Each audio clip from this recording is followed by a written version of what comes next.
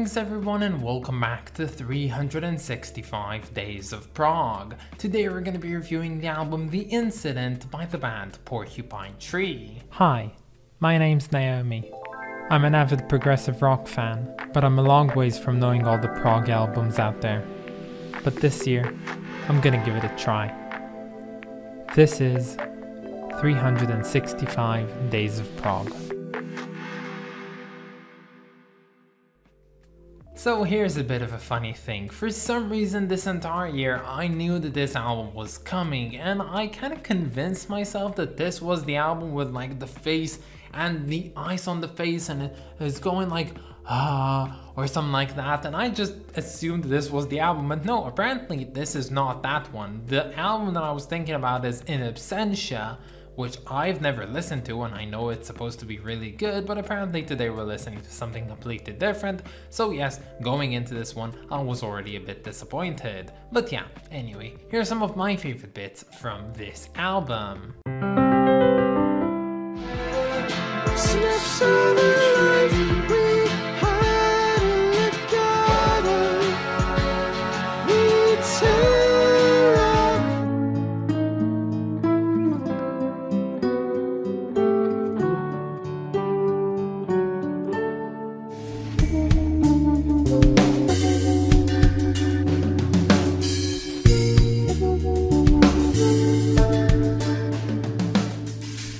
Yeah, who am I playing with this one? This is like an hour and 15 minutes long album, and I have only 3 favorite bits from it. And if you know me, you know that I'm not a huge fan of Steven Wilson or anything Porcupine Tree related. And to be frank, this is also the case today, but seeing as this is the last Steven Wilson Porcupine Tree somewhat thing that we have reviewing this year, I think that I'll at least try and give Wilson this good send-off. So today we are reviewing The Incident, released in 2009. This is the band's 10th studio album and the one that was released before they went into this long hiatus that seemed basically endless up until 2021, when the band sort of announced that they were coming back together, and then in 2022 when they announced that they were making an album together, which was released this year, called Closer Continuation. Now this album, much like anything that Steven Wilson ever does basically, is supposed to have a concept overlaying it, and well, I wanted this time to try and play a game. I would listen to this entire album and try and infer what the concept was from it, a task which I surely failed. So of course I went online, I went into Wikipedia and I searched the idea for this album up, and apparently it has a really interesting story behind it.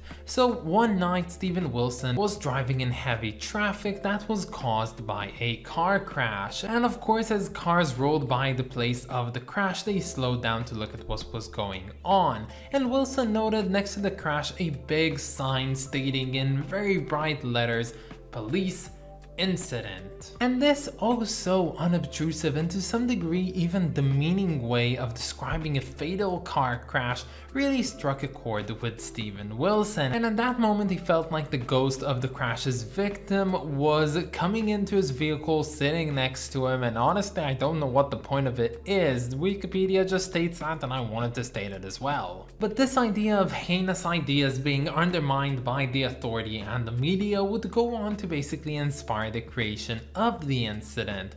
This is an album that talks about gruesome and heinous things that happen in real life basically, but are definitely just normalized, humanized by us to make them more digestible. And this album consists of various stories like that, like families that terrorize one another, or just dead bodies coming up on shore when people are fishing, and even the rescue of teenage girls from religious cults. And you know, personally, and this is really just a personal note on here, I can relate to that. You know, sometimes the heinous truths about reality just really sink into me, and as someone who's living in a country that is experiencing a terror wave at this moment, and knowing that every single day there's a chance, however slight it may be, of me, you know, just getting injured or, God bless, you know, killed, yeah, I can get why sometimes we get very indifferent to some really bad things that we hear on the news. Now yeah, getting back on topic, in February of 2009 it was announced on the official Porcupine Tree website that the band were working on a new album,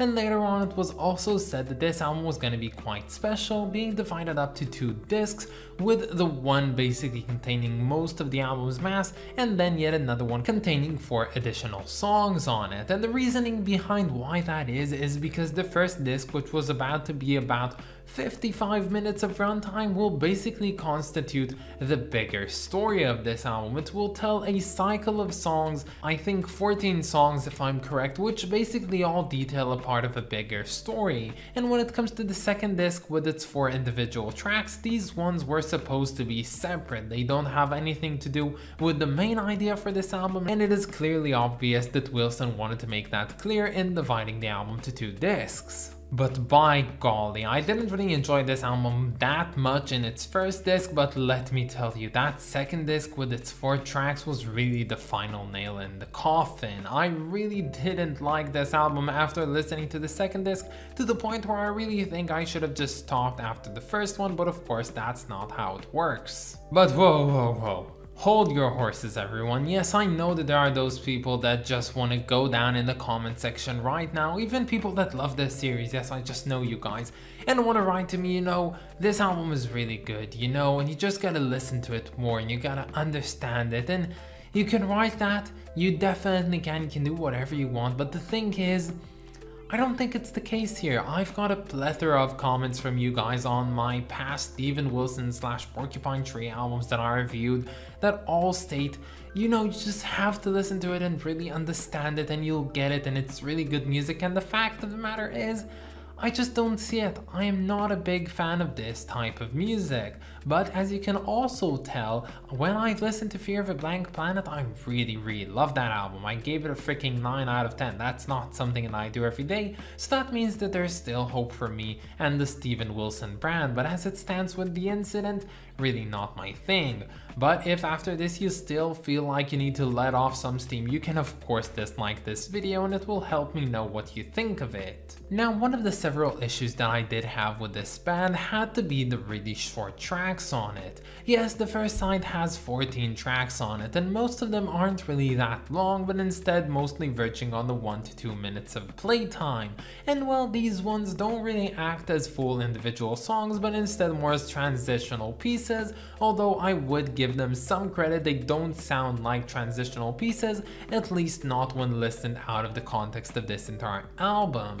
But honestly, to me, all of these tiny tracks really subtract from the magnitude that this album could have had, and I think that a better concept album works best when it doesn't have these small sections of music interlaced within it, i.e. of course the Dark Side of the Moon. Now, I'm not gonna go into this album really dissecting it on a song by song manner, but if I had to choose some songs that I at least somewhat liked from this album, and that's like, you know, most a 7 out of 10 rating for the songs themselves, I would have to go with Kneel and Disconnect, The Yellow Window of the Evening Train, and Octane Twisted. Now yes, to conclude Steven Wilson and Porcupine Tree as a whole, I would have to say the following, and this might be a bit harsh and blasphemous, so if you don't like this type of stuff, you know, you can just leave now, it's fine. But yeah, in my personal opinion, I get why Porcupine Tree are as popular as they are, maybe being the most popular progressive rock band today at least. Well, they're sort of a soft metal band and they have some prog tendencies to them, although I would say that they're mostly inspired by progressive rock rather than creating real progressive rock. They have a really set formula to how to make a successful album, at least as I see it, and they mostly stick to their own sound and their own formulas. And well, I have to say I'm not a big fan of formulas, especially not when it comes to my prog. I think that the major factor for why this band just works is because they've substituted everything that is high risk with conventionalism. Yes, that is my honest opinion. Porcupine Tree just doesn't really take a lot of risks, at least not in their later stages of their career. Of course, I can talk about closer continuation, but as it seems, it is also pretty much a risk-free album from everything that I've heard.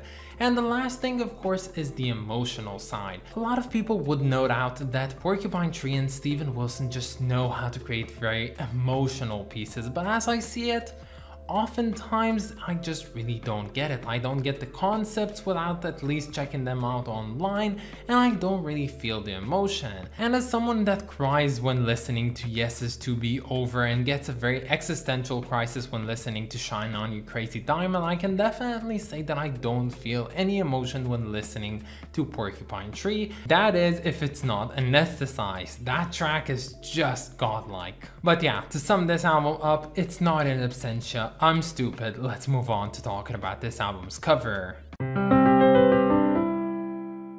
So while I do think that I get the idea behind this cover, having someone, presumably even Mr. Steven Wilson himself, standing and just pointing his hand, you know, blocking, you can't come in, there's an incident going around here. It has a nice idea to it, but I just don't really like the execution. I do know that there are some versions of this cover that don't have the text on it, and to me it's a definite upgrade to the cover as a whole, but still not really my type when it comes to cover making. But I will give it that, it does fit very well with the music. The music feels like these colors, it feels very much blurry and not really that focused in a way, and very disconnected with reality itself, to the point where I feel like the cover does represent the music quite well. But as it stands, again, not my favorite of the Porcupine Tree's covers, that is for sure. This album might have been a 6 if it just weren't for the second disc, so yes, it's gonna get a rating of 5 out of 10. But that's about it, guys. I hope that you enjoyed this video, and stay tuned for tomorrow because we're going to be listening to Collage by the band Leorme. I of course want to thank my lovely supporters over on Patreon, so thank you so much to Clay Warner, Mist of Kings, and Lindsay Haycox. You guys are just the best. And if any of you want to support me over on Patreon, you can find the link down in the description or in my About page. But that's about it, guys. Have a wonderful day, and I'll catch you all tomorrow. Bye, guys.